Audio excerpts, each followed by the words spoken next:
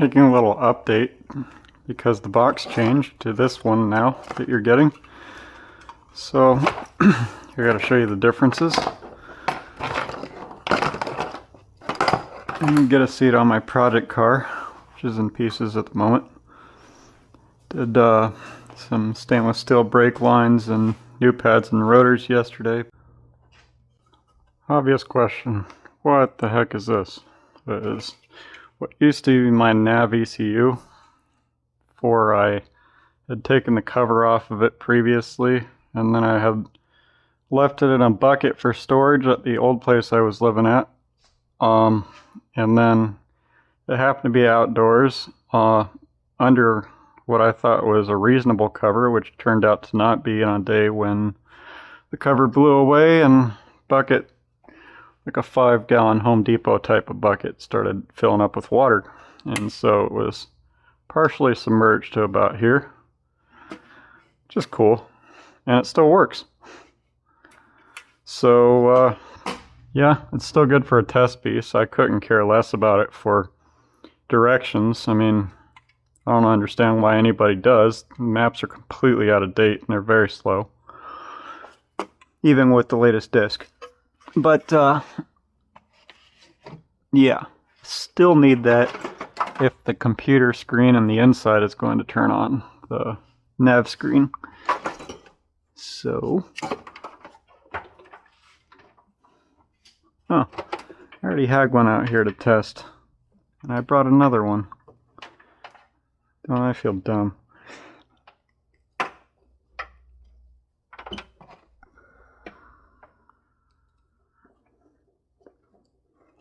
If you ever got to pull these apart, they can be tight. So if the thumb release isn't working, then you're gonna have to push something in there a little further to get it to push the rest of the way past that latch. Anyways though, this is just a supplemental addition to the video that I already made, just so that you can see what the differences are with this new one, and a couple of things that you might have questions about that you could run into. So first of all, imagine these ones were in here from the factory and there was something else, but these two are the ones that have to come out for sure. And then you'd take your adapter just like the other one and stick it in. So we'll just skip past that part of it. Back to the differences. Okay, so now we're at points that could be different. Have these together. This is power for the camera. And this guy goes to the box. Make sure it snaps in and latches over. Latch side up.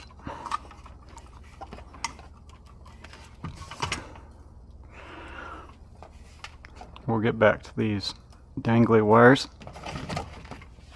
in a minute. In the back of here, there's a video 1 and 2, which has to do with those dangly wires. So I'm putting it in video 1. And we'll just set that one up on there. And now we're all attached. Go take and get the car going so we can see the picture.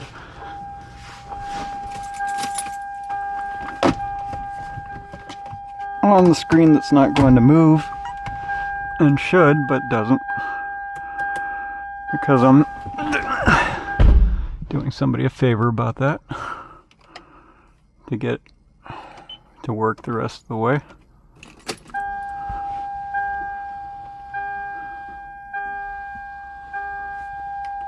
So anyway, just waiting for the normal screen to show up. There it is. Okay. And that's all the further it'd ever go right now for me, because I don't have a disc in there. And even if I put a disc in there, it doesn't read the disc. Strangely, because it was submerged in water. So we got that. Oh, I have to be careful about that. That's right, my car's in the air and I gotta be careful about hitting the brake while I'm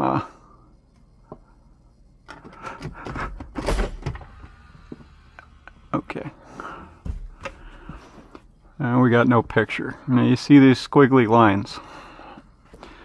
That generally means that your video source is not plugged in, or in this case it's because it doesn't have power because I forgot to plug it in.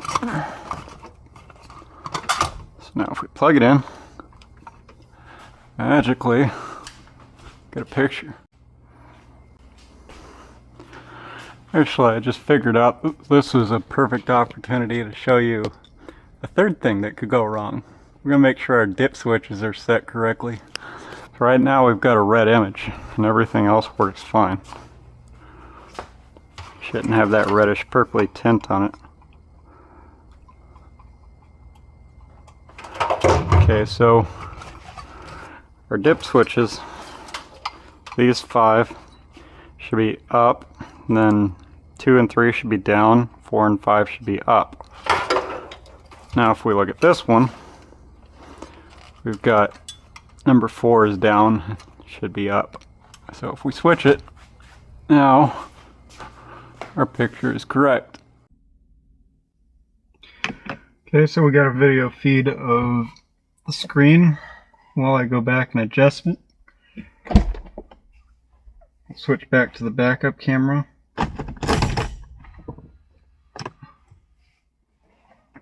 Here we go. And you see up here in the corner, there's the light. We're going to actually aim our camera that direction towards the light.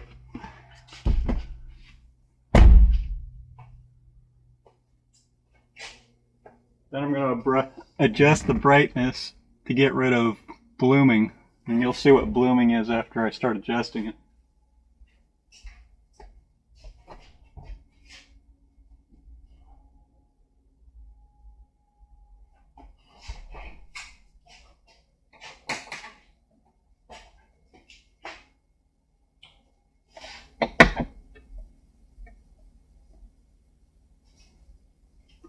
Alright, so now our camera is looking at a couple of bulbs on the ceiling.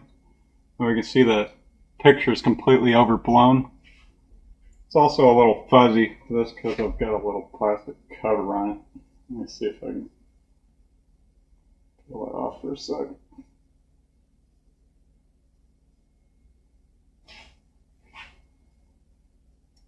It would help a lot not having that there. Okay.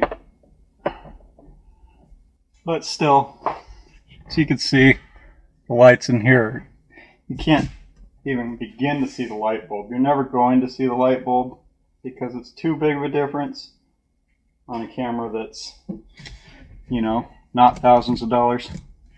But we're going to make it better.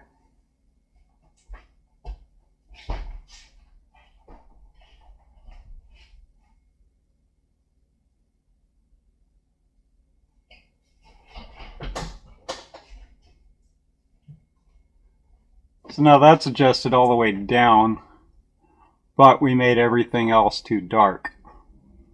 So we gotta find a good medium in between those two.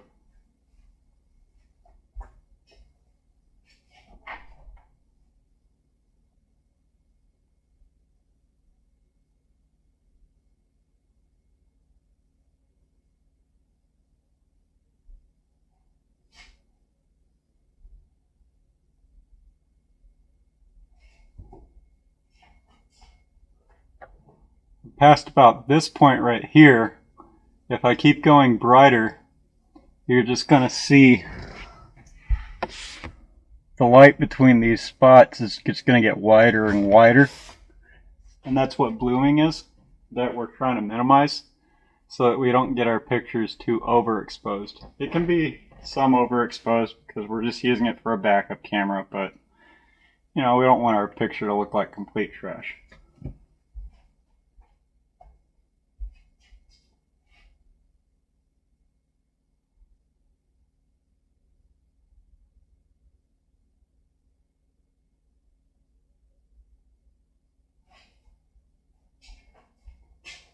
So personally, I would call that a happy medium, and we're going to move on to the contrast setting, because I'd rather be able to see a little better at night and have a little blooming rather than try and get the best image quality that's real to life, but then you can't see details as well, like, you know, license plates and such. But if it's too bright, then if you had a light like from somebody's headlight going right at your camera, then you're more likely to have the whole thing be overblown that you can't see anything.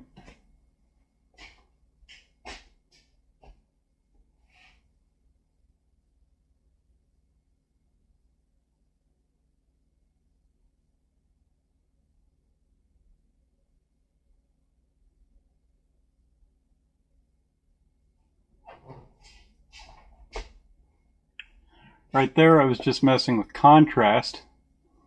And again, this is about as bright as I would take it, maybe even slightly less than that, but probably keep it that way. And I want to show you an important detail about this. Now, if we go back to park, we have a picture. But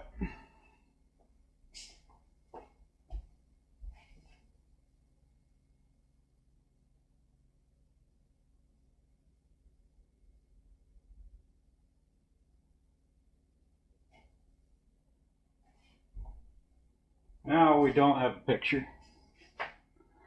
And the reason for that is because the contrast was too far clockwise. And if you need to, if your picture is not showing up while you're in park, but the backup camera works, then your contrast is probably the culprit that needs to be adjusted. So while it's in park, we'll adjust the contrast back so that the picture shows up. I had the contrast almost completely to the right, so that's not realistic or something you'd need to have happen anyways. So you're not really losing any functionality there, even though that is something that could be better about the backup camera board, admittedly. So I'm going back to the other view. I'm actually pretty happy with where the contrast is, but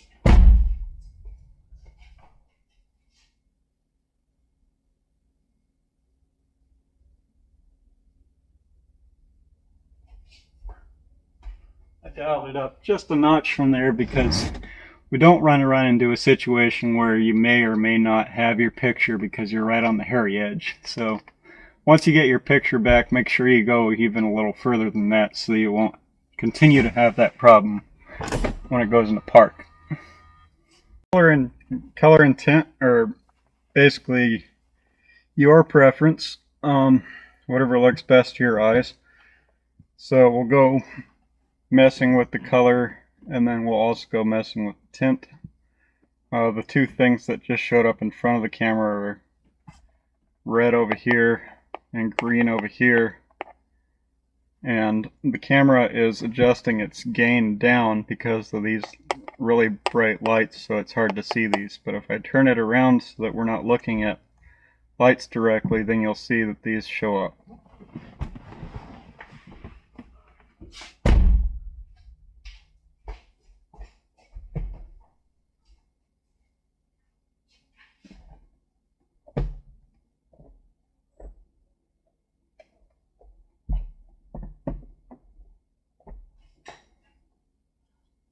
There we go, that's a lot better. Now we've obviously got a red bottle with black cap and a green rag on the roof.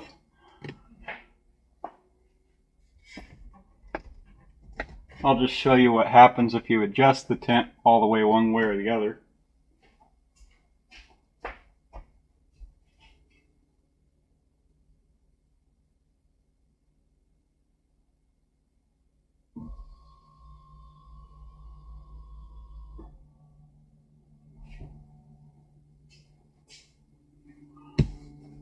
So that was the subtle difference. Now we're just going to go for the color, so that's the saturation of it. If you do too much color, you can also cause blooming, but that's again user preference.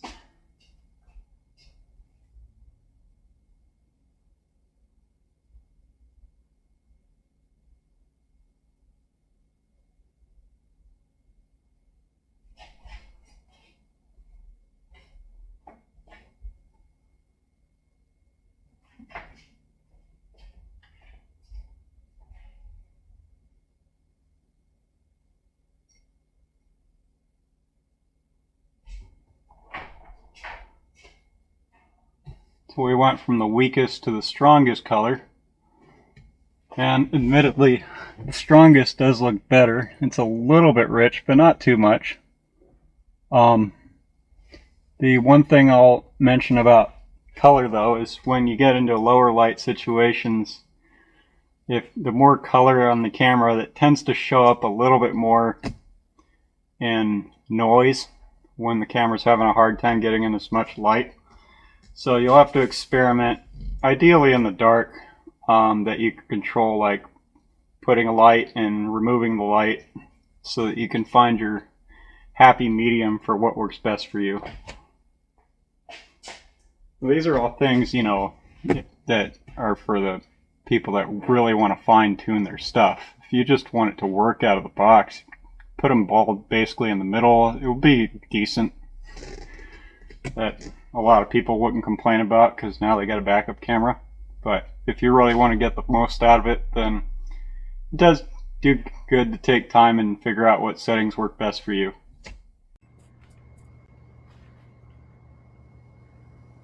This Insta360 makes things really bright, unlike the GoPro I was using before, which is much better. So this is brighter in here than it actually is, but this is what the camera was looking at in that view. So a quick recap about things that could go wrong. Backup camera video worked, but park video did not show the screen. Contrast is too far to the extreme. Change your contrast setting until the image comes back, and after the image comes back, while it's on, just leave the car on in park and go ahead and adjust it live. You don't need to turn anything off. You won't be able to see what you're doing anyways, so that would be bad. Number 2, no picture in reverse and you got lines going through. If that happens, either your video is not plugged in, you don't have power to the backup camera, or both, or this one's not plugged in, or perhaps one other thing that could happen, there's pins in here, and if one of those were bent or pushed out, not put in there correctly, then that wouldn't work. This connector is directional and won't let you put it in backwards, so that's good. But if one of these connectors feels weird and it seems like you can't push it in correctly, like say this one for example, or that one, and it just doesn't feel like it's going to pop in there correctly, then stop and look at the pins that it's plugging into, make sure they're not bent. If they're bent, you want to straighten them out a little bit, and then in order to put it in, especially if it's giving you a little grief, which should not be normal, but just in case, this one's just fine, but if you take and jiggle it around like this and get it to go in, then push it in, then it should straighten itself out. But again, it should go in relatively easily, and if it's giving you a lot of grief with pressure, then that's not a good thing.